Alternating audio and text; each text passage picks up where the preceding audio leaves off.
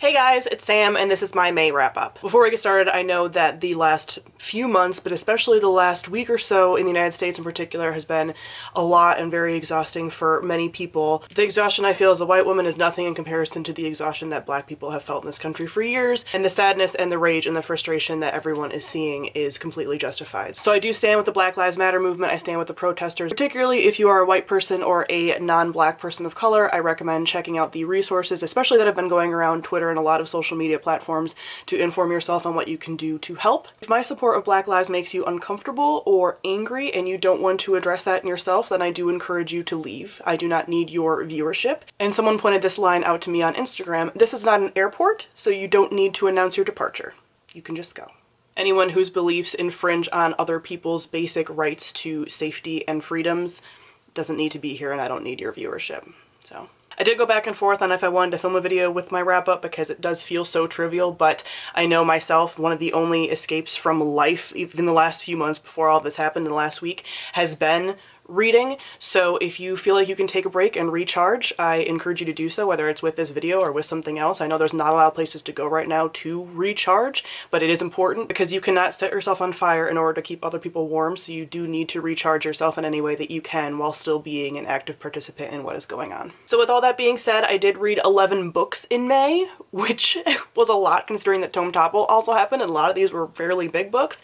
And I did low-key participate in Medieval-a-thon, which is a medieval themed readathon that has to do with like basically building a character and stuff. So I didn't do a TBR for this, but I kind of picked my books based on the prompts and definitely went over what I needed to do. So I'll kind of briefly mention some of the prompts that I hit, but since I did it so low-key, I'm not going to go into like detail and show you all the graphics and stuff because I didn't really do that, but I just used it to kind of guide my reading a bit and make it more fun. So the first book that I picked up in May was The Guinevere Deception by Kiersten White. This feels like I read it 100 years ago. May was another long month, much like March. This is the first book in a YA King Arthur retelling series. This features a Guinevere who is not actually Guinevere. She has replaced Guinevere because Guinevere has died before she even gets to King Arthur's Camelot. This Guinevere was raised by Merlin and taught magic, so she is there as more of a magical bodyguard to King Arthur than anything else. So it starts the book with her arriving in Camelot, and we kind of follow everything that is unfolding there as the people of Camelot are actually against magic and she is there to defend him magically. So this book was just okay. I ended up giving it 3 stars.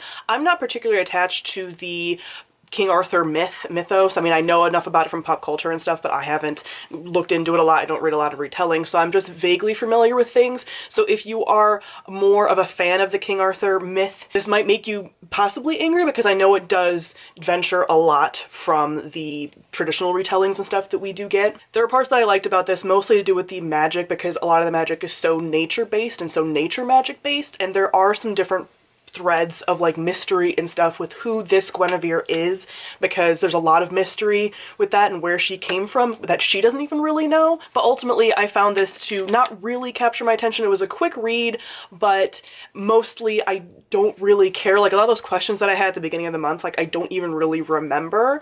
And there was a sort of love triangle in here too that didn't feel like it needed to happen. There were a number of things as far as like some gender swapping that happened with some of the characters. So this isn't the traditional love triangle with the characters involved that you would think would happen with the King Arthur retelling. It's a different one, but somewhat, it felt very naive at times. Like our main character was very naive. This felt like a younger YA than I was expecting, and just, I wasn't really gripped by it. So I don't think I'll be continuing with this series. I gave this book 3 out of 5 stars. It was just fine. Like I said, I like some of the nature stuff, some of the mystery, but ultimately it's only been a month and I've basically forgotten a lot of what did grip me. So I then picked up All the Stars and Teeth by Adeline Grace. This was actually my Patreon book pick for the month, so every month my Patreon supporters get to vote in a poll for a book that I will read and review that month. We also do a buddy read on my Discord channel that is specifically for Patreon supporters, so if you're interested in getting in on that and having some control over my content, I will link my Patreon on the screen. This is the first book in a YA fantasy duology, I believe it's going to be, and this follows our main character of Amara, and she is the heir to the ruling kingdom in this like island kingdom of peoples, and each island features a different kind of magic. People who do that magic have to live on the island and they can only all do one type of magic. And Amara and her family are the people that have the soul magic, and that is the most dangerous magic and kind of keeps everything in check. And she is about to have her test to be like the official heir. And things don't quite go as planned at that test, and everything kind of goes from there. So I have done a full review on this book, so I'll link that on the screen. But this was actually a very surprising read. I went into it not really expecting to like it, but I end up loving the world building. It's a very like island ocean magic kind of feel. It's very atmospheric and just very visual in a way that not a lot of other books grip me in that way. I really liked our characters. I liked our main character from Mara because she felt like a character that really did want to be a leader and was truly trying to learn about her people. I like the different kinds of magic systems because although at face value they seem like they'll be very simple, they actually weren't, and a lot of them were very different than what I thought they were going to be. I liked the little romance that budded between her and one of the other characters. There's sirens involved here. There's a lot of things that I thought certain tropes were going to go one way in the typical way, and they actually got turned on their head a bit, and I found the plot really fun as well. So really I enjoyed this immensely, and I do plan on continuing this series. And I gave this book 4 out of 5 stars. This was also the book that I ended up reading so that I could get a dog companion for the Medievalathon. I then read The Shadowed Sun by N.K. Jemisin, which is book 2 in the Dreamblood duology, and this book takes place 10 years after the events of the first book, and this involves a kind of magic that is dream magic, and so there are different kinds of magic users that can heal people, that can kill people, and there's another one, I think it's like protect people, but they're not really shown as much. But we really get to see the people that can kill people like the assassins in the first book. This book features more of like the healers and stuff, and again takes place 10 years after. So the first book featured a conquering event, and then this is 10 years after and the effects of that.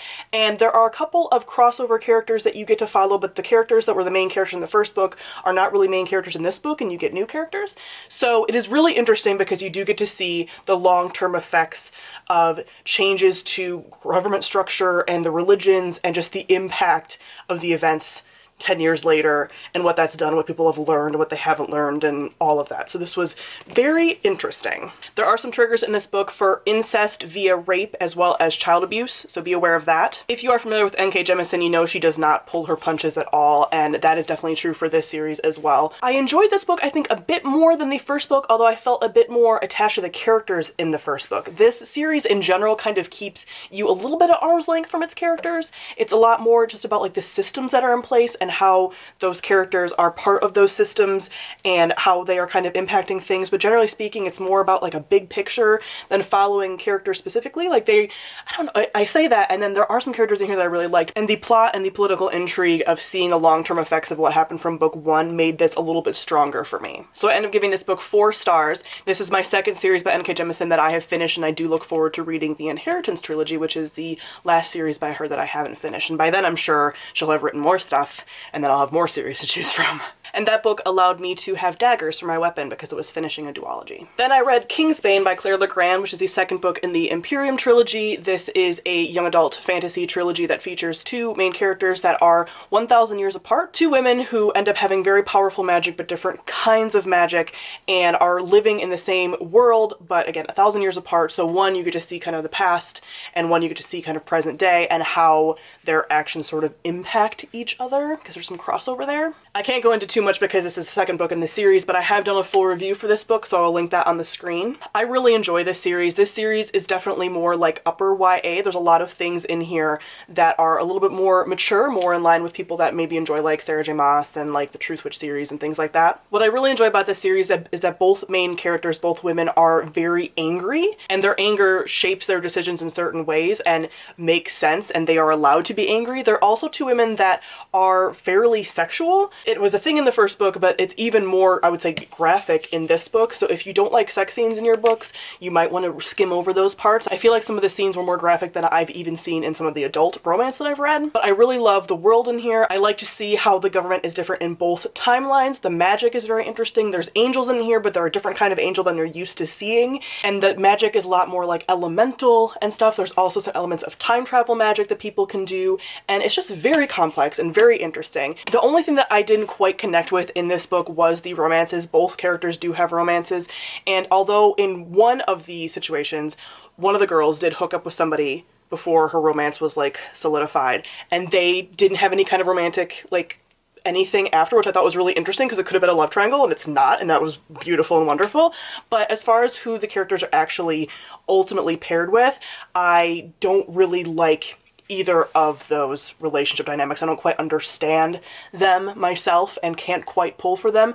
I love the dynamics between the villain and the main characters a lot. I think that Claire Legrand does villain main character dynamics so well. And as far as the plot, the ending was definitely a cliffhanger, so I'm kind of glad that I waited a little bit for this book, because this book came out some months ago, and that way I don't have to wait so long for the last book, but there are some cliffhangers, so be forewarned about that. But ultimately, I gave this book 4 out of 5 stars. This book also allowed me to have a shiny black armor dress combo for my medieval-a-thon character. I then read Beach Read by Emily Henry. This is an adult contemporary romance and features a main character whose father has recently passed away, and upon him passing away, she found out that he was actually having an affair, and so she is left his beach house that he did share with the other woman, and so she's having to go there to clear out his beach house and kind of confront a lot of the emotions that she's having about her dad dying, about finding out a lot of things about her parents' relationship, and just kind of being confronted with all of that, all while she's trying to write a book because she's a romance author.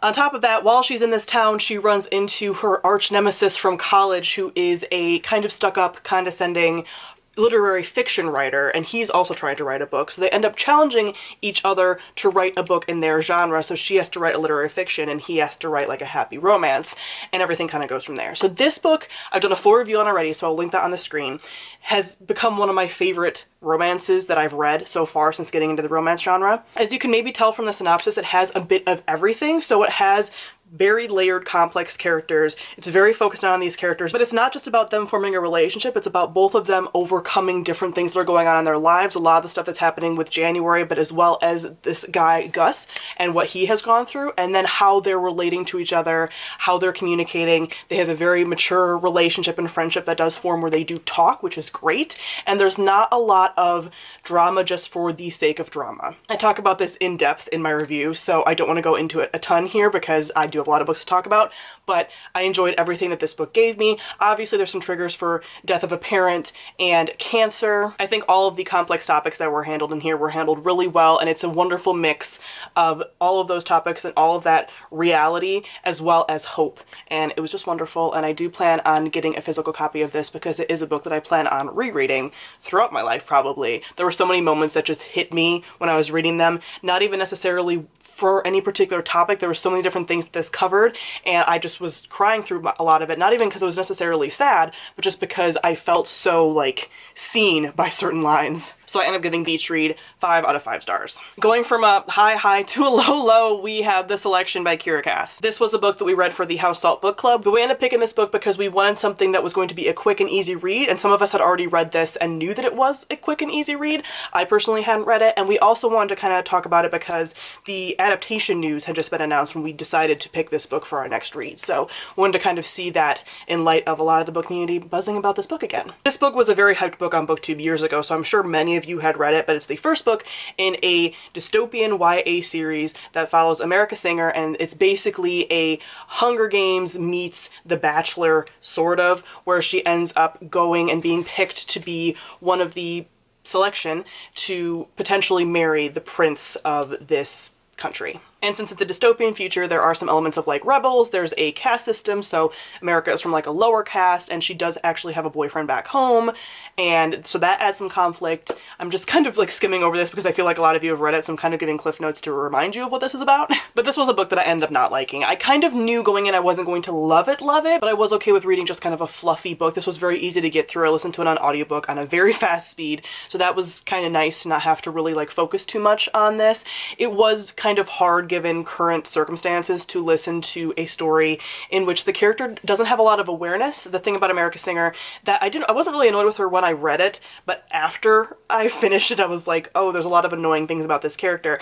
And I don't say that lightly, because a lot of characters that people find annoying, particularly female characters, I stand and defend a lot because I feel like girls have a right to be annoying. Men are annoying too. But the thing about America is that she just doesn't really have any awareness of what's going on around her, and she's written to kind kind of be like a self-insert character. She is a character that is kind of, you're beaten over the head with the fact that like she's beautiful but doesn't think that she is. She's like very humble and like great and just, you know, doesn't really want to be there, so that makes her the best pick to be there.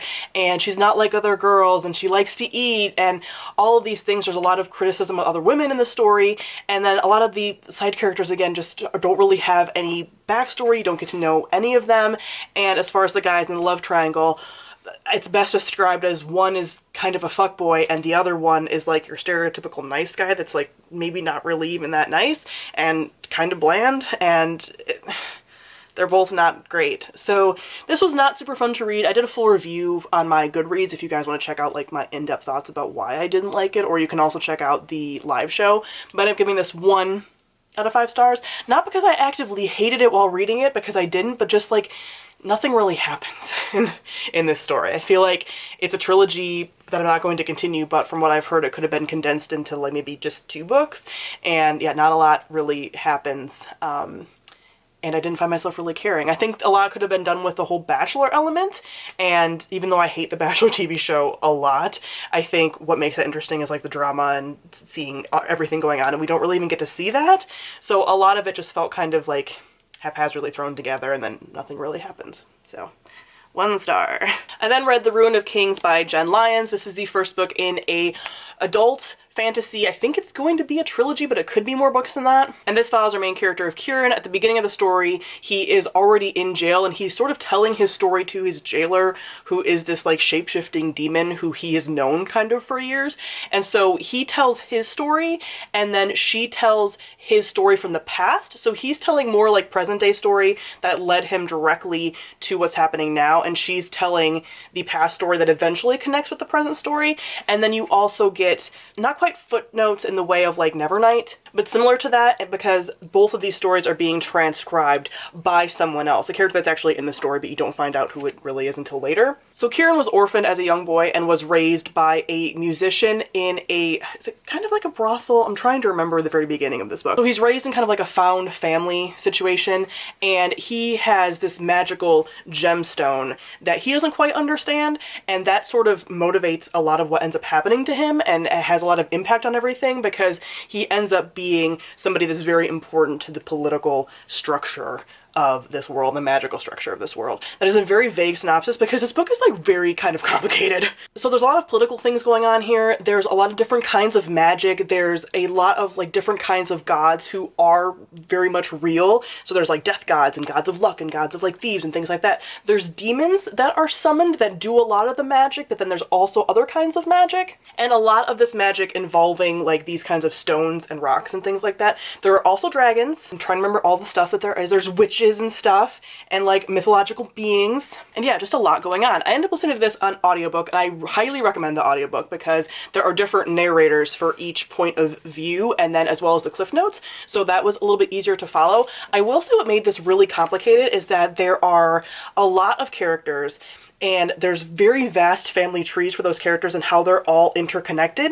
But what makes that even more confusing, because you find out throughout the story that some of these people aren't actually related to who you thought they're related to at the beginning of the story, because you find out that they were like so-and-so's bastard, or like something like that a lot of times. So like there's multiple characters that you're like, oh, actually they're related to this person, and and that gets very messy because then you have to keep track of all these characters' different motivations, how they're related to who they hate, who they're working for.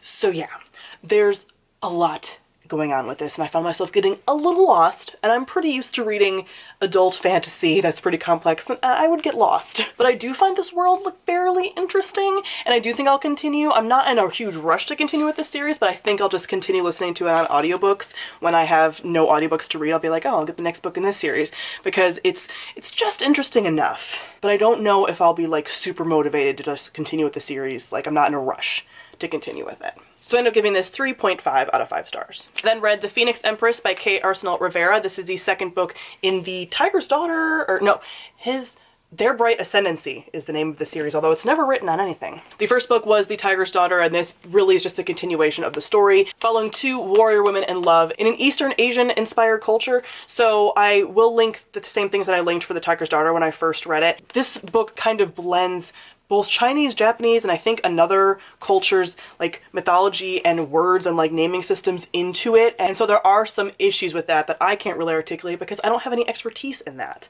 This is written by a queer Latinx author and is one of the only stories that I've read that is so focused on this female-female romance, which is why I decided to continue with the series. But this does pick up following the events of the first book, so I can't go much into all of the details with that. The problem that I kind of had with this book was that there were some time jumps that happened between the first and second book, and a lot of what happens we don't actually get to see on the page, so we're just told about it in passing. And some of those things like I actually wanted to see because they would have been interesting. A lot of the story, both in the first book and the second book, is either one or the other of the women kind of telling the other one what's happened since they've been separated, because they were separated in the first book, and you find that out in the first book, like in the very beginning. So we kind of get these like passages of information, and here's what happened when you were gone, and here's the things that are going on. So we get flashbacks from both of them, but we also get like present day things that are going on, and that's very easy to keep track of. But ultimately what was so kind of hard sometimes to follow was like feeling like I was missing information. But what I kind of determined by the end of the book was that I think ultimately this is more a love story than anything else. I think that this is a very interesting fantasy world. There's a lot of different kinds of like magic, and it's a magic system that isn't quite like fully explained. It's just these two women are kind of borderline like almost like demigods, godlike beings, and that is like sort of fascinating. And they're these two women that have been like magically fated together, and they have kind of like a codependent relationship at times, but I've never read a female-female romance that's so fierce as this, and I just really like seeing their dynamic, even though it's not always the healthiest.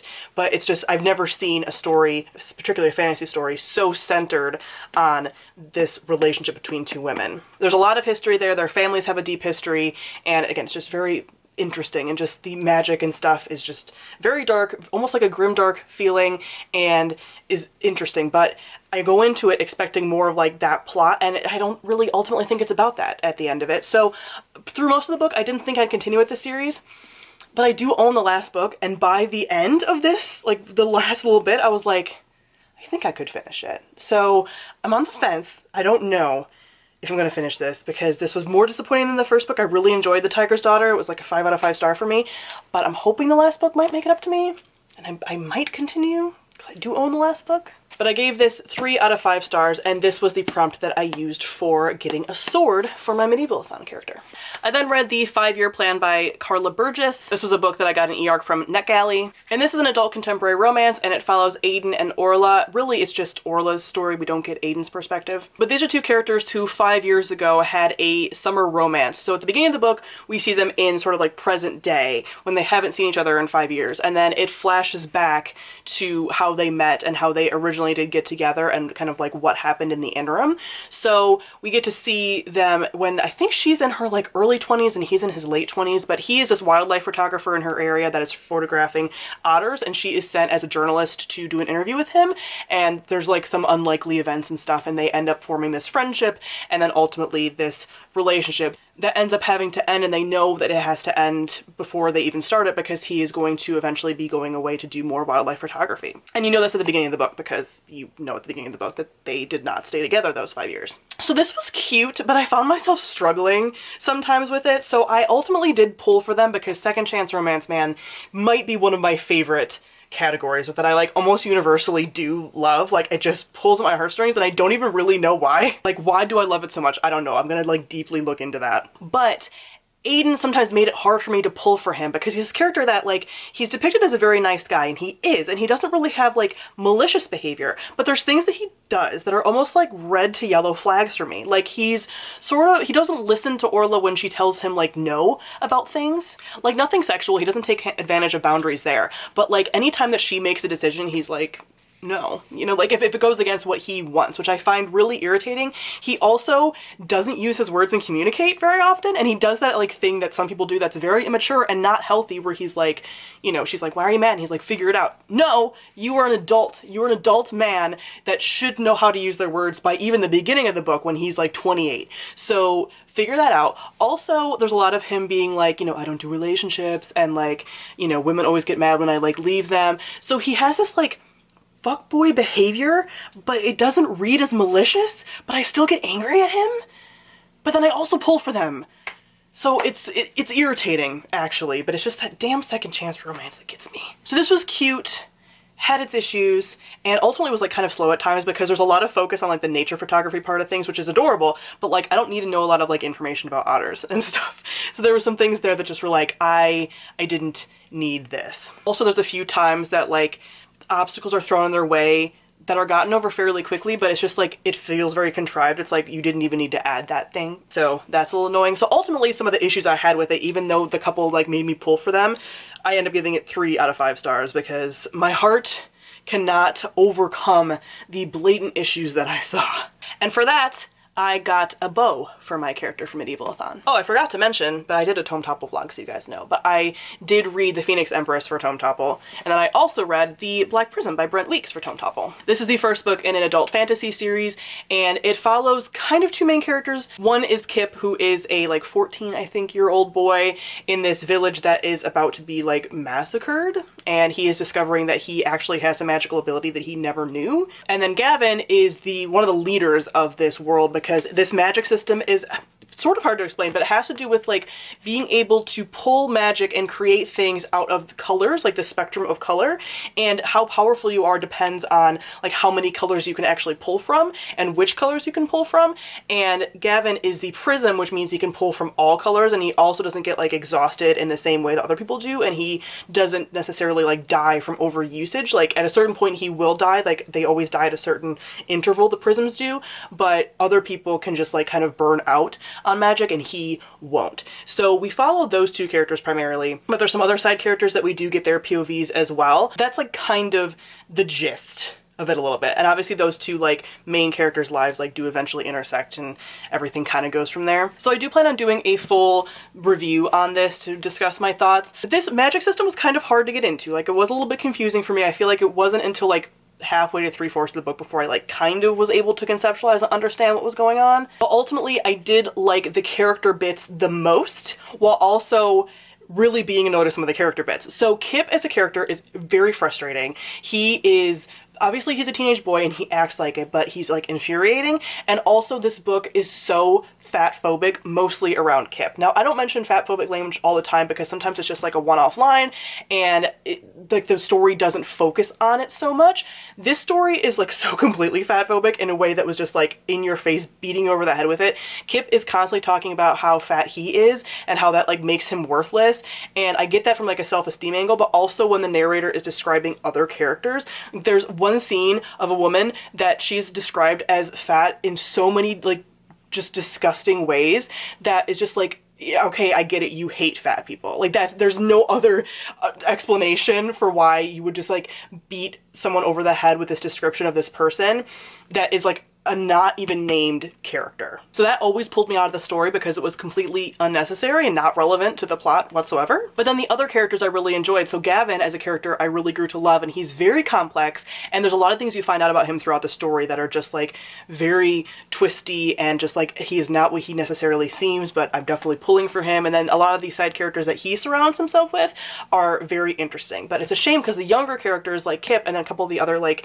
side characters that are sort of in his realm are so frustrating and so annoying. But I'm also like, well, teenagers can be really frustrating and really annoying, but like it's extra, you know? So I will continue with this cautiously. I've heard some mixed things from people after I said I read this in my Tome Topple vlog, so we'll see. Some people think it gets better, some people don't. I mean, like, the women also in this don't have a ton of agency, so that's not great, and some people say, like, the women don't get better, he doesn't write them any better, so, but, like, I am very intrigued about what's going on with Gavin's story specifically, so I will cautiously continue. This book is definitely a setup book too. Like most first books in a series are foundational, but this one's so foundational. Like this really is putting characters in different places to then explore all that through the rest of the series. So I'm giving this 3 out of 5 stars, and this is how I got an axe for my character. My Medieval-a-thon character is like packing. Like she has so many weapons, just jack of all trades. I then picked up Realm of Ash by Tasha Suri. This is the second book in the Books of Amba duology right now, but she might write more books in the series, hopefully.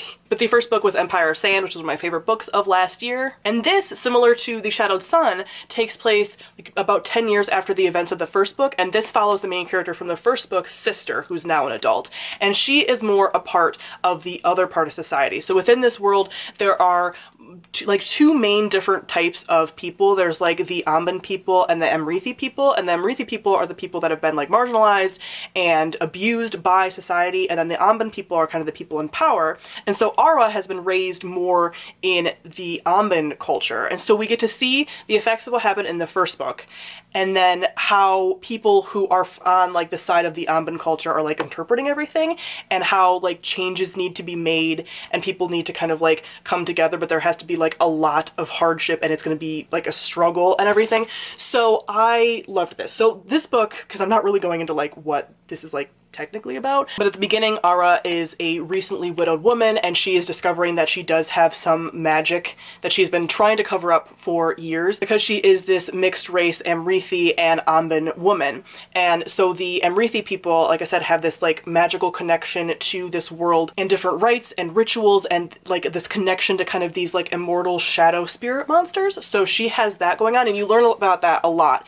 in the Empire Sand, the first book. So she ends up getting more tangled in after she becomes a widow with a lot of the political things that are happening in like the Amban Empire, and so she ends up having to try to sort of like save the empire through going into more of like a almost like death-like dream-like world and tap into ancestral memories, and she is helping a prince do that. So this was very, very good. It was, again, very similar to how I felt about the Shadowed Sun. So interesting to see the ramifications of what happened in the first book happening here, and just a different type of character that Arwa is in comparison to Meher, who's her sister in the first book. They are similar with a lot of their like, personality and stuff, but just very different in the way they handle things, how they were raised because they were separated at a young age, and the lens in which they view the world, and then the different types of magic that we get to see explored, because we get a lot more of this like death memory stuff in here than we would in the first book.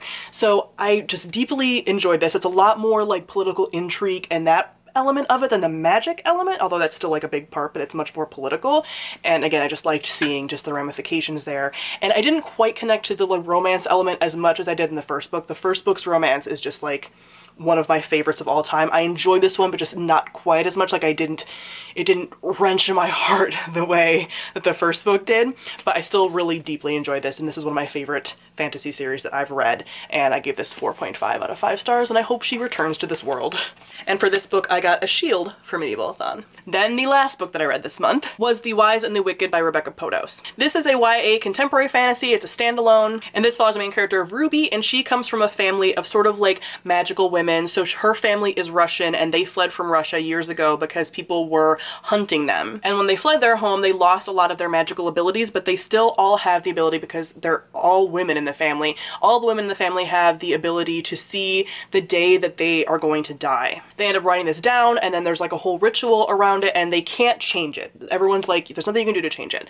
Well, one of the women early on in the story does end up passing away, and her story of how she was supposed to die is different, and everything kind of takes off from there. So like I said, this is more of a contemporary fantasy, so it leans much more into like a contemporary feel than anything else, but it still has those sort of fantastical elements, which I really loved because I really like Slavic folklore and mythology, and there's a lot of that mixed in here in a more modern setting, and I really like the kind of magic that we have in here and these kind of magical women. There's a lot of talk of like magical women being targeted throughout history and what they have to do to keep themselves safe and to be survivors. Ruby kind of shoplifts, so there's this whole element of like feeling like she needs to steal things, and there's things that we find out about Ruby's time where she feels like she wants to steal time and all of that, and she ends up coming in contact with a boy and forming a little relationship, and he ends up being a trans boy, and so there's a lot of discussion there, and kind of who he is as a person as well, and his family adds an element to this as well.